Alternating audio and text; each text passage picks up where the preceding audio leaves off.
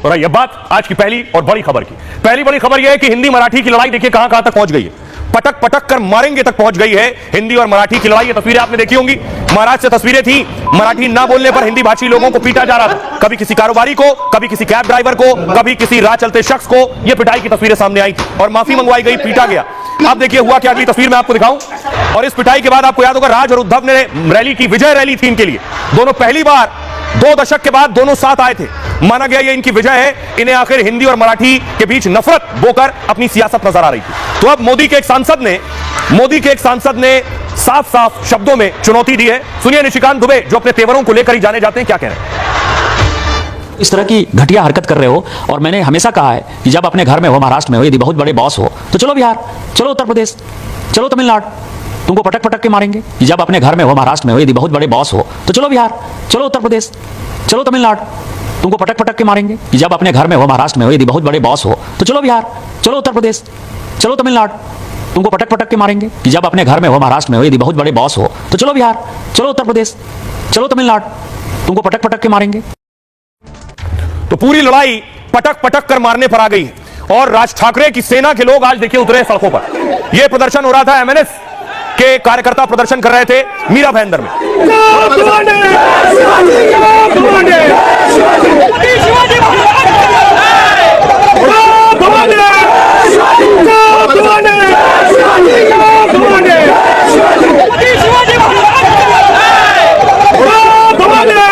बाद देखिए महाराष्ट्र नवनिर्माण सेना के कार्यकर्ता नारेबाजी कर रहे थे और उसके बाद पुलिस ने इन्हें हिरासत में लिया, डिटेन किया है, एक एक करके वैन में भरा गया।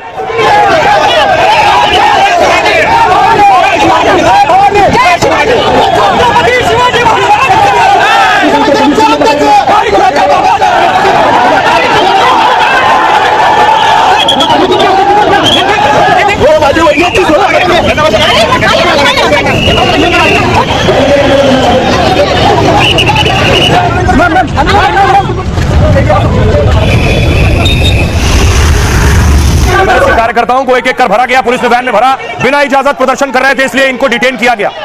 उसके बाद देखिए कहा गया कि एकनाथ शिंदे के नेता पहुंचे थे महाराष्ट्र नवनिर्माण सेना के कार्यक्रम में, उनके साथ उनका विरोध किया गया।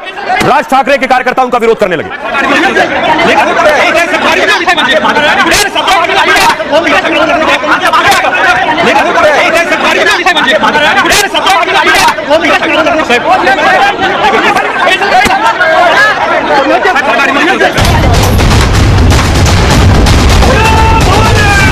मैं आपको एक और बात बताता हूं, अगर आप किसी को पीटते हैं तो घटना का वीडियो न बनाएं। पीटा गया व्यक्ति बताए कि उसे पीटा गया है। जब अपने घर में हो, महाराष्ट्र में हो, यदि बहुत बड़े बॉस हो तो चलो बिहार, चलो उत्तर प्रदेश, चलो तमिलनाडु, तुमको पटक पटक के मारेंगे। ये एनार्की जो है नहीं चलेगी। महाराष्ट्र का मिजाज ऐसा है कि इस प्रकार के प्रयोग यहाँ चलेंगे नहीं, इसलिए मराठी आदमी कभी छोटा सोच नहीं सकता, कभी संकुचित सोच नहीं सकता, इसलिए कोई प्रयोग करने की कोशिश भी करे तो नहीं हो पाएगा। हिंदी मराठी की लड़ाई पटक पटक कर मारने पर आई। महाराष्ट्र से शुरू हुआ घमासान अब हिंदी भाषी राज्यों तक पहुंच गया है। राज ठाकरे को यूपी बिहार आने की चुनौती दी गई है। बीएमसी का चुनाव होने वाला है और ये उद्धव ठाकरे और राज ठाकरे जो कर रहा है, इससे घटिया कोई काम नहीं हो सकता है। यदि उनमें हिम्मत है तो बगल में जो है माहिम इलाके में चले जाएं और माहिम की दरगाह के सामने जो है किसी हिंदी भाषी और उर्दू भाषी को पीट कर दिखा दें, तो मैं मानूंगा कि वो सचमुच जो है बाला साहब ठाकरे जी के जो है वारिस हैं और बाला साहब ठाकरे जी के सिद्धांतों पर चल रहे हैं। निशिकांत से पहले पूर्व मरीन कमांडो प्रवीण तेवतिया ने राज उद्धव को घेरा था, कहा था 26/11 के वक्त मुंबई को उत्तर प्रदेश और बिहार ने बचाया था। 26/11 हुआ, टेररिस्ट अटैक हुआ, उसके सारे के सारे सो कॉल्ड वॉरियर कार्यकर्ता जो थे वो पिछवाड़े में पूंछ दबाकर दिखाई नहीं दिए, और ये भी खुद दिखाई नहीं दिया, उद्धव ठाकरे दिखाई नहीं दिया, उसकी पूरी फैमिली दिखाई नहीं दी।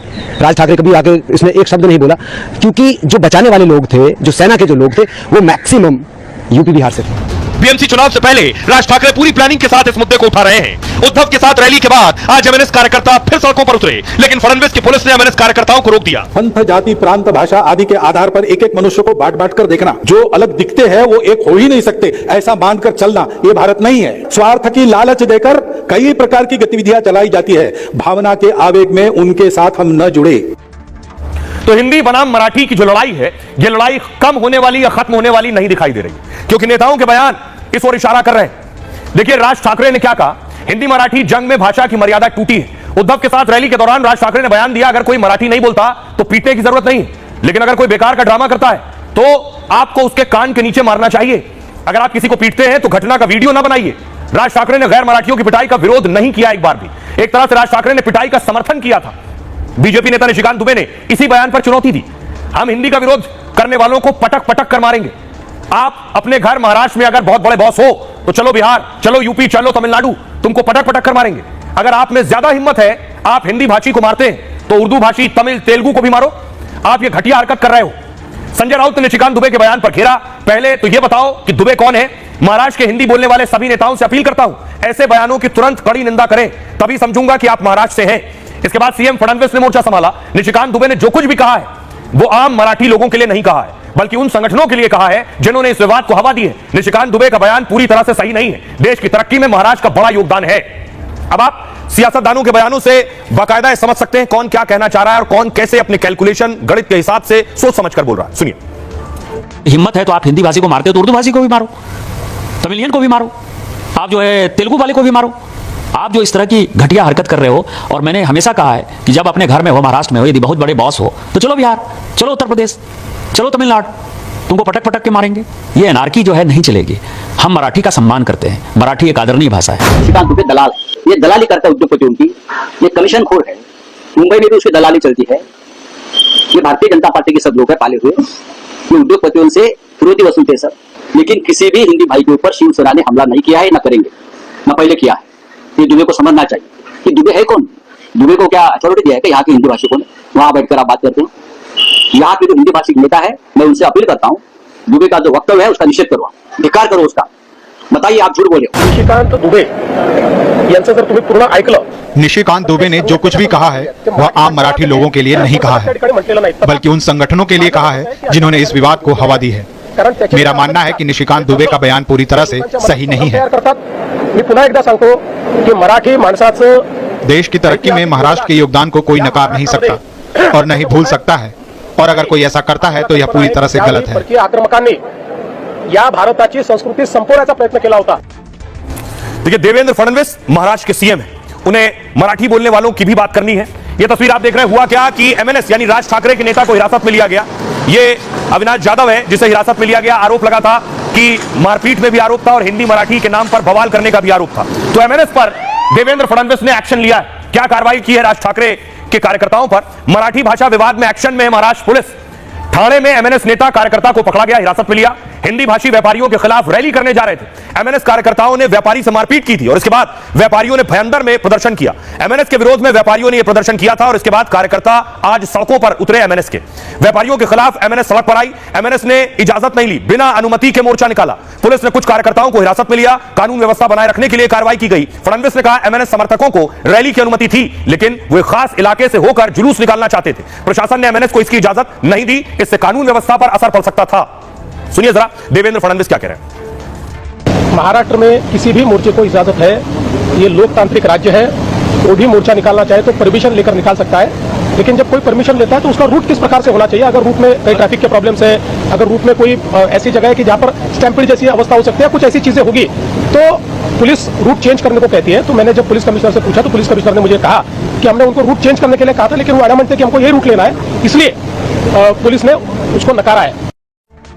अब हिंदी मराठी की लड़ाई के बीच आपको बताता हूं कि कितने हिंदी भाषी लोग महाराष्ट्र में रहते हैं। महाराष्ट्र में यूपी बिहार के लोग रहते हैं। महाराष्ट्र में मराठी के बाद सबसे ज्यादा बोली जाती है हिंदी।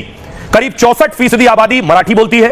13% लोग की मुख्य भाषा हिंदी है। तीसरे नंबर पर उर्दू है जिसे 7% लोग बोलते हैं। महाराष्ट्र में 36% लोग गैर मराठी भाषा बोलते हैं और इसके बावजूद कई बार भाषा पर टकराव दिखा है। चुनाव से पहले अक्सर कई बार ऐसा हो चुका है। अभी बीएमसी चुनाव को लेकर विवाद बढ़ाया जा रहा है, लेकिन संविधान में इस तरह के विवाद को अनुमति नहीं है। संविधान में भाषा के आधार पर मारपीट या भेदभाव गलत है। संविधान सभी नागरिकों को समानता का अधिकार देता है, चाहे नागरिकों की भाषा कोई भी हो। अनुच्छेद 14 समानता का अधिकार देता है। अनुच्छेद 15 में धर्म, जाति, लिंग या भाषा के आधार पर भेदभाव नहीं। संविधान में भाषा के संबंध में महत्वपूर्ण प्रावधान किए गए और हिंदी को संघ की राजभाषा की मान्यता दी गई है। देवनागरी लिपि में हिंदी को राजभाषा की मान्यता है।